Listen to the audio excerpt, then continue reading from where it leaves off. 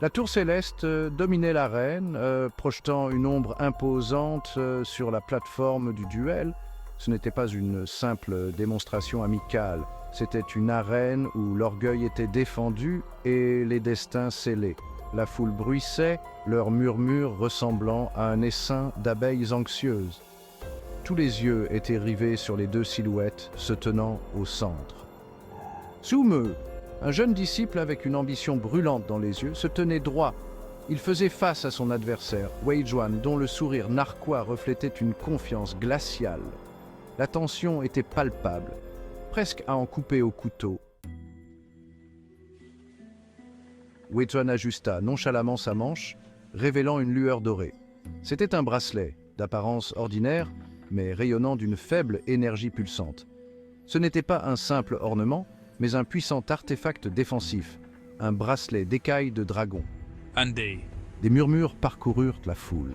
Le bracelet d'écailles de dragon était une légende, capable de dévier les attaques les plus féroces. La mâchoire de Sumu se serra en réalisant la signification de l'artefact. Ce duel n'était plus un simple test de compétence. Sumu et Wei Juan n'étaient pas étrangers l'un à l'autre.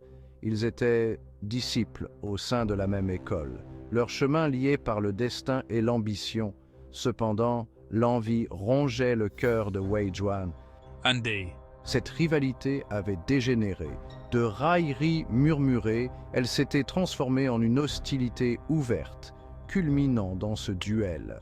Il s'agissait pour Wei Juan d'écraser l'esprit de celui qui osait être meilleur que lui.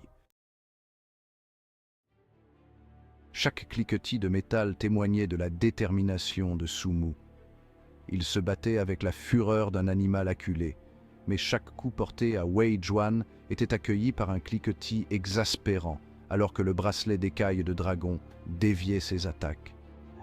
L'épuisement commençait à gagner ses mouvements. Son souffle se faisait saccader, chaque inspiration, un rappel douloureux de l'injustice de la situation. Mais malgré chaque coup, chaque goutte de sang, Sumu refusait de céder. Il ne donnerait pas à Wei Juan la satisfaction de le voir craquer. Section 5. Une amère vérité. La force détermine le destin. Kaiyan, un disciple expérimenté observant le duel, serra les poings. Il comprenait trop bien la situation délicate de Sumu. Le monde des arts martiaux était cruel, où la force primait souvent sur la justice. Il fut un temps où il serait intervenu, aurait élevé la voix contre cette injustice flagrante. Mais l'expérience avait tempéré son idéalisme. Dans ce monde, le pouvoir parlait plus fort que les mots.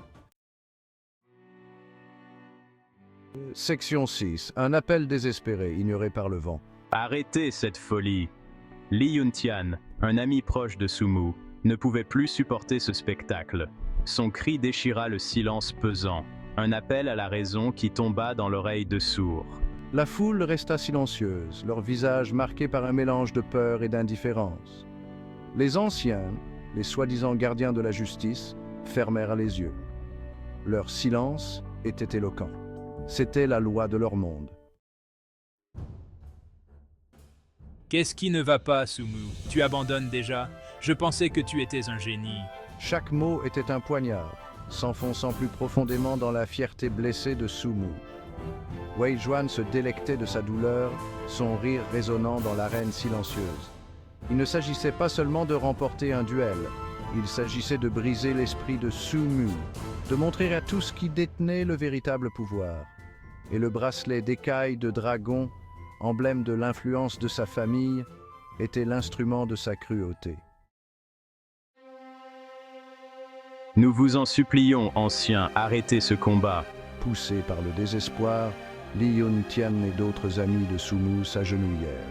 Ils baissèrent la tête, ravalant leur fierté. Leurs voix, unies dans leurs supplications, résonnèrent à travers l'arène. S'agenouiller devant les anciens, implorer leur pitié, était une humiliation. Mais le bien-être de leur ami valait bien plus que leur fierté. Sumu, le corps meurtri, l'esprit brisé, ne pouvait plus se battre.